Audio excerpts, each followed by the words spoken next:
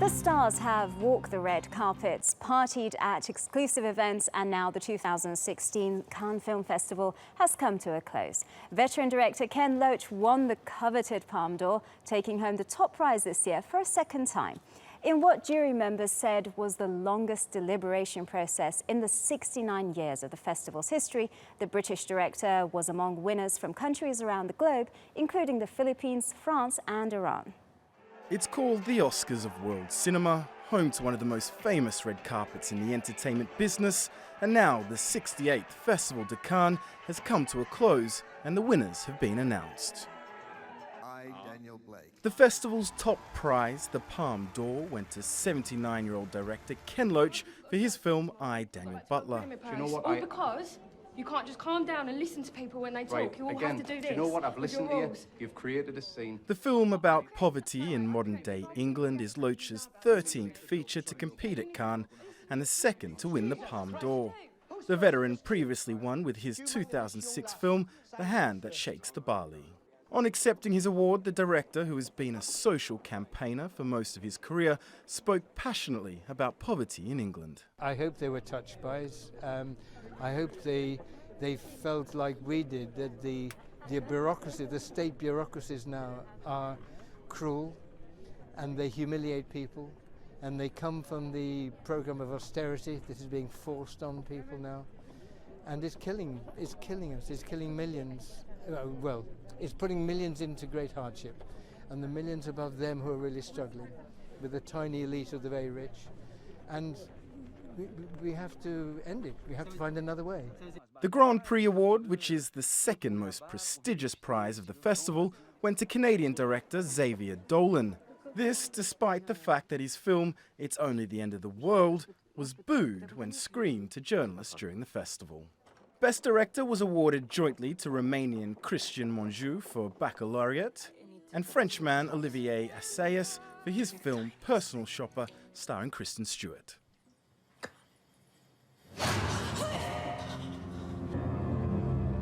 My brother died here, so we made this oath. Whoever died first would send the other a sign. Sign. Iranian director Ashghar Farhadi scooped 2 awards for his film The Salesman, Best Screenplay and Best Actor for Shahab Hassin.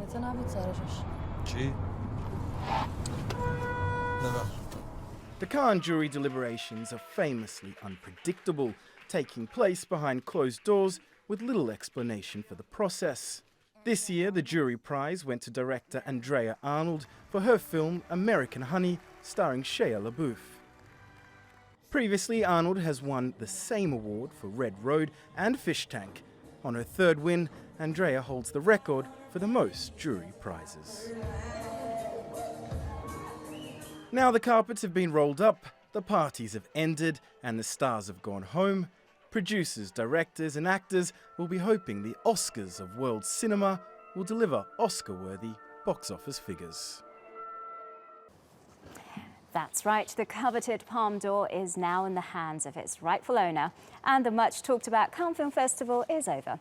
We've covered the festival extensively on Showcase in the past weeks, but for a recap of what this year has meant, I'm joined in the studio by our art and culture correspondent, Jason Mansouri.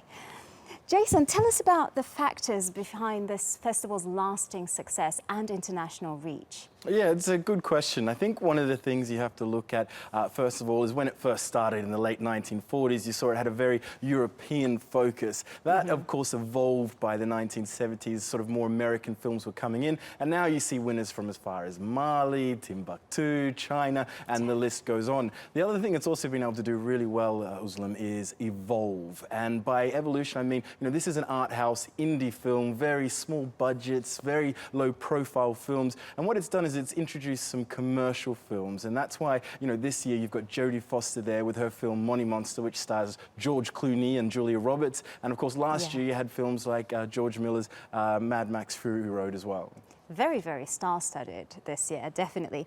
Well, diversity was historically a big issue at the Oscars, and this year it was at the forefront. How does Cannes fare in that aspect? Yeah, Cannes is a different ball game in regards to the Academy Awards, purely because of the fact that it's got so many different countries and so many different entries. So its breadth is really good already, and that's why you'll see lots of different films from different countries, whether that be Africa, America, or European countries. I was lucky enough to be there 2 years ago, and I met an amazing woman called Yolanda Brinkley, who has a program or an organisation called Beyond Borders Diversity Cannes. Now, she's an African-American woman, and she serves what she calls the underserved communities and helps them get grants and get into Cannes Film Festival like that. But where Cannes Film Festival fails, and you might not be impressed with this, is its gender imbalance. Now, a couple of years ago we had Jane Campion as the head of the jury at Cannes Film Festival. She said it was undemocratic how few women are directing. Now, to this day, she still remains the only female director to win the Palme d'Or.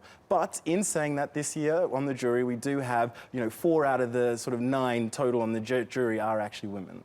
Right.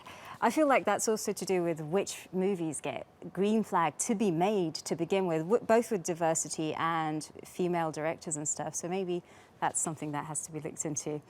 Looking back, are there any aspects or genres, etc., that the Cannes jury seems to favour? This is a really tough one. I mean, I might have to throw this back to you a little bit and say, well, your guess is as good as mine, purely because of the sheer breadth of films that come in and the fact that every year, remember, you've got a whole new jury coming in, so it's different tastes, a different makeup, whether that be gender or ethnicity or style of film. So it's really, really difficult, even for, the most seasoned professionals and critics out there to make that guess. But that's why it's such a surprise and why it's so exciting and why we always sort of sit there waiting to hear what's going to happen next. Well, Oscar winnings definitely affect the box office. How about Cannes? This is interesting. Well, in regards to Cannes Film Festival, let's have a look at the wind that shook the barley, of course, which is the last film, Ken Loach's last film to win the Palme d'Or. Now, that had a modest budget of about $7.5 million. Went on to make just under $23 million at the box office. Now, that is his highest grossing film out of 13 that he's entered at Cannes Film Festival. Now, if you compare that in regards to, commercial films, which, sometimes, a box office haul of $90 million is considered a flop, it isn't really the same ball game. But look at this. We're talking about these films. They're getting coverage, and that is certainly going to help them pick up distribution, because we have to remember this is a film market. It's not just an awards ceremony. So it helps people get the distribution they need and get the films out there. Jason Masro, thank you.